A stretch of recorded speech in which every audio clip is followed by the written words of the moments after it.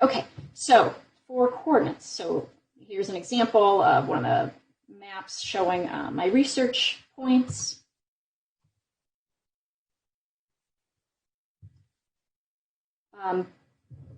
So first thing we have to understand is Earth is not a perfect sphere. It is an ellipsoid. It bulges in the middle at the equator. It's narrower at the poles. And, you know, it has divots. It's got mountains and valleys and oceans and stuff. So the surface isn't perfect. And it's not perfectly symmetrical. So it's an ellipsoid. And how do we know we are where we are, right? So we're on this spheroid, this three-dimensional object, but somehow we want to communicate to other people and on our maps where we are and how to get somewhere. So what we do is we take this three-dimensional object to a two-dimensional object, so over to a map. And we can do it a couple ways. So we use this coordinate system, or this graph, to explain in a two-dimensional depiction of where we are. So the geographic coordinate system is based on latitude, longitude. So we start with the equator as 0, and our poles go up to 90 degrees, so above and below. And then we start 0 degrees in the middle at the prime meridian, and we go east and west from there, 180 degrees east and west. All this is based on a datum. So a datum is this mathematical expression used to explain the radius and the flattening and the axes, things like that. So it's a way to correct for our Earth being an ellipsoid. And you want to make sure that if you're using a GPS system, whether it's your cell phone or if you're using a nice expensive handheld system, or if you have GPS collars on your animals or things like that, you want to make sure it's set to the same datum, that you know what datum you're collecting your data in, so what it's set to. And the maps you use, you want to make sure those are set to the same datum as well, or you could be off by hundreds of meters, and that can make a big difference in your analysis. So the first question you always ask when you are collecting data, or if you've received data from someone else, first thing is, what was the datum set to, and has it been projected already, or am I going to be the one doing the projecting?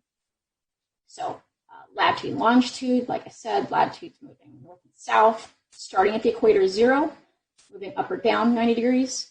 And longitude is set at 0 with 0 at the prime meridian in Greenwich.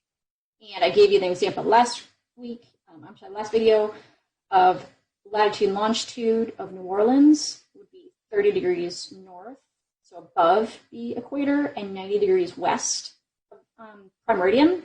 Another way to say this could be positive 30 degrees and negative 90 degrees. So are you going to be using north and south? So north would be plus, south would be minus. And if you're using the plus minus for your longitude, plus would be east of prime meridian, west would be negative. So which are you going to use? Pluses and minuses, or north, south, east, and west? Decimal degrees and degrees, minutes, seconds. It's just different ways of describing a coordinate system. Kind of like saying six of one, half a dozen of another. Kind of like saying 1.75 hours. That does not mean 1 hour, 75 minutes, right? Because every hour is only 60 minutes.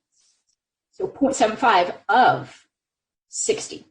So what we do, if we're going from 43.1025 decimal degrees, we're going from that over to degrees, minutes, seconds. We don't take 4.1025 and say, okay, it's 43 degrees, 10 minutes, 25 seconds.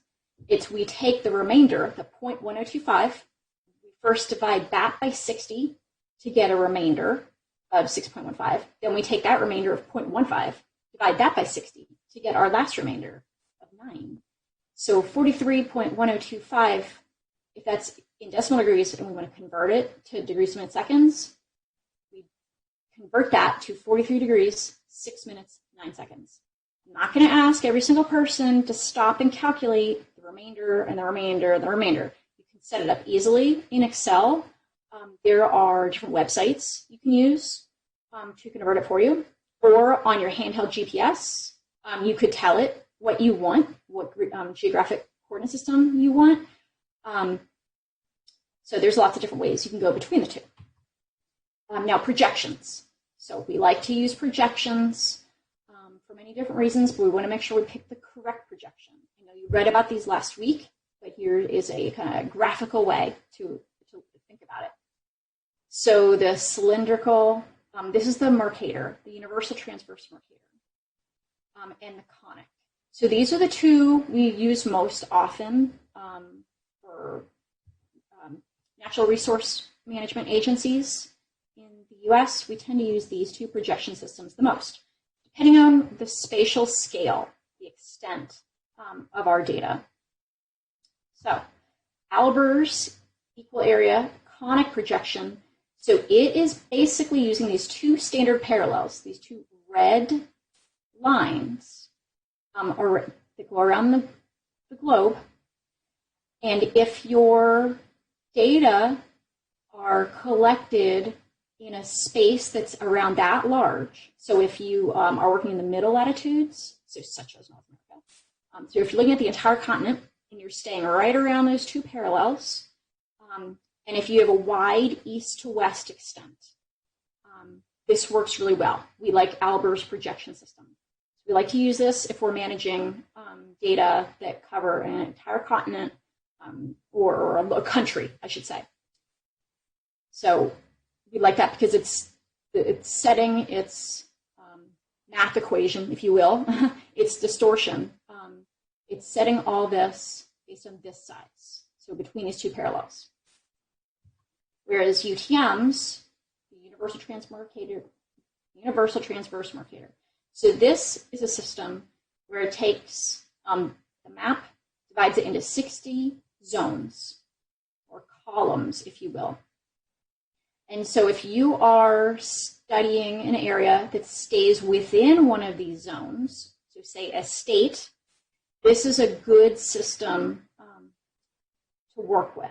So if your area spans very small amounts of degrees longitudinally, rather than the Albers equal area, this would be a better one. So if you're staying within a state or two, we like to use this. And we can always tell our GPS what we want, or we could convert it after the fact. So we can use ArcGIS to convert everything for us, or we can use a website to convert it for us. Using ArcGIS is usually the fastest way, and I'll teach you how to do that later. So GPS, so how do we even get the data on our GPS in the first place? So we have these satellites orbiting the Earth twice a day.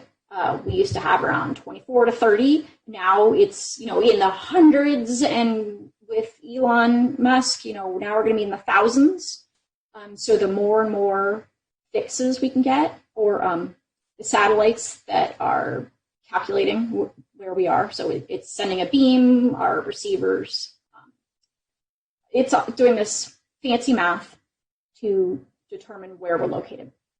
So we can tell our GPS, handheld GPS, what system we want our data collected in.